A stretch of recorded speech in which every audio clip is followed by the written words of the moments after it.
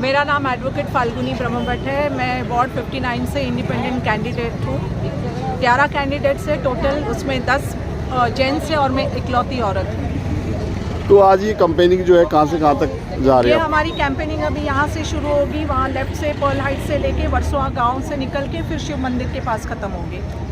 कितना मुश्किल है, कितना चैलेंजिंग है? हर वार्ड में कुछ न कुछ, तो आपके यहाँ कितना चैलेंजिंग है ये सब? मेरे यहाँ तो इसलिए चैलेंजिंग है क्योंकि पॉलिटिकल पार्टीज़ के 5 कैंडिडेट हैं, इंडिपेंडेंट 6 कैंडिडेट हैं, टोटल 11 कैंडिडेट्स है। उसमें से एक अकेली औरत हूँ जो कैंडिडेट हूँ। और यहाँ पे इसलिए चैलेंजेस है क्योंकि हर तबके के लोग रहते हैं और पहले के जो पॉलिटिशियंस थे, पहले के जो कॉरपोरेटर थे, उन्होंने कोई काम नहीं किए। इसके लिए लोग भी अभी परेशान हैं, लोगों की भी बहुत सारी शिकायतें हैं और जो मेन मुद्दे हैं वो आज तक किसी ने उस पर ध्यान नहीं दिया, नज़रअंदाज किए। जैसे इतना बड़ा एरिया है, इतनी हाई राइज बिल्डिंग्स हैं, फायर ब्रिगेड स्टेशन नहीं है, मैटरनिटी सेंटर नहीं है, डायलिसिस सेंटर नहीं है और मैं स्पेशली इस एरिया में पेट सिमेट्री नहीं है, उसके ऊपर भी मैं काम करना चाहती हूँ। आप इस एरिया में वार्ड में कहीं भी घूमें आपको पॉटहोल्स ही पॉटहोल्स मिलेंगे। जो बीएमसी के पार्क्स है वो बिल्कुल मेंटेन नहीं है। सीनियर सिटीजन्स काफ़ी लोग शिकायत कर रहे हैं कि यहाँ पे एक भी पार्क में सुविधाएं नहीं है।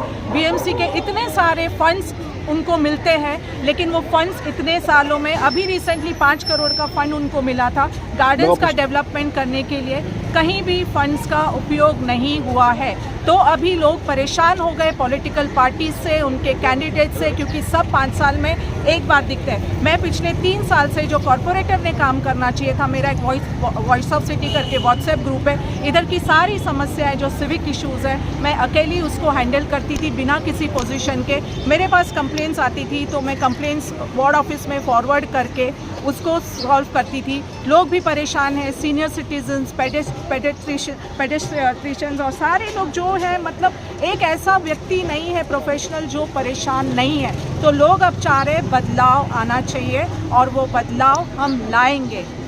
एक अकेली महिला है, सब जेंट्स हैं यहाँ पर, फीमेल आप अकेले कैंडिडेट, तो आपको लगता है कि मतलब बाजी आप ही मारेंगे यहाँ पर? बाजी मारना या नहीं मारना वो मैं नहीं जानती हूँ, लेकिन मैंने एक डेयरिंग की है कि मेरा कोई पॉलिटिकल बैकग्राउंड नहीं है, मैं फाइनेंशियली इतनी साउंड नहीं है, मैं भी इन लोगों की तरह एक आम इंसान हूँ, फिर भी मैंने डेयरिंग की है। और 10 मर्दों पे अकेली औरत भारी तो ज़रूर पड़ूंगी, जीत या हार तो मैं नहीं जानती हूँ, लेकिन मैं सबके नाक में दम कर दूंगी और जो भी आएगा चुन के, अगर मैं नहीं आई, जो भी आएगा उसको काम करना ही पड़ेगा। नहीं करेंगे तो हम ऐसा करेंगे कि उनको छोड़ के जाना पड़ेगा।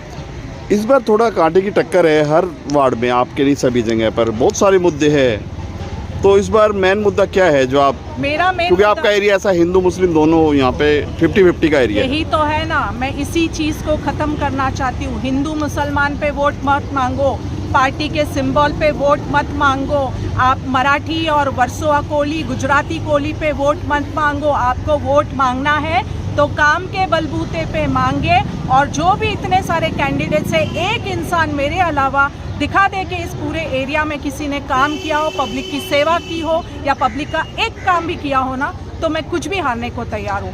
काम के बलबूते पे मांगे। और आप एक, मैं तो हलफनामा भी देने को तैयार हूँ, एफिडेविट भी देने को तैयार हूँ कि अगर मैं जीत के आई और मैंने काम नहीं किया तो आप जो सज़ा देना चाहोगे लीगली आप एक्शन ले सकते हो। पब्लिक मेरे साथ हो या नहीं हो, मैं जीतूं या ना जीतूं, काम ज़रूर करूंगी। यहाँ के जितने कैंडिडेट्स हैं वो सारे ओवर कॉन्फिडेंस में, कोई कहता है हमारी पार्टी बहुत बड़ी है, कोई कहता है हमारा ये बहुत बड़ा है, सब ओवर कॉन्फिडेंस में है, लेकिन इसका जवाब पब्लिक वोटों से देगी।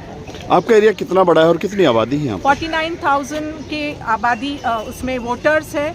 एरिया काफ़ी बड़ा है लेकिन जितने वोटर्स है वो सिर्फ 49,000 है। पिछली बार सिर्फ 35% वोटिंग हुई थी। इसलिए मैं लोगों के घर घर जाके ये भी अपील कर रही हूँ कि अगर आपको बदलाव लाना है तो आप सभी को नीचे उतर के वोटिंग करनी पड़ेगी, तब जाके बदलाव आएगा। सबसे बड़ा मुद्दा शायद ये जो फेरी है, ये आपके एरिया में आती है? कौन सी फेरी? जो वर्सोवा गाँव। हाँ। तो इस पे क्या है? वर्सोवा गांव की बात करूं, वर्सोवा गांव की अगर बात करें, गांव की बात करूं, एक नेता ऐसा नहीं है यहाँ पे पुराने, ये इनका गांव है, इनका अस्तित्व यहाँ रह चुका है।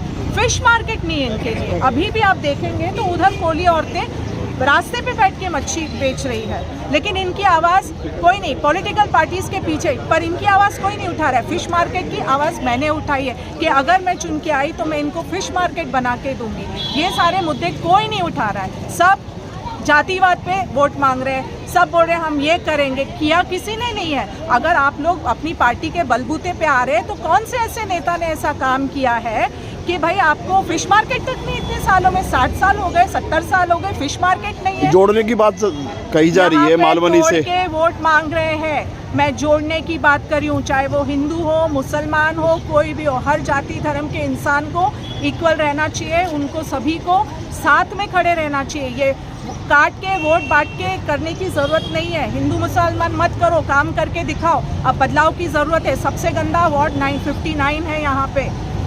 Thank you ma'am.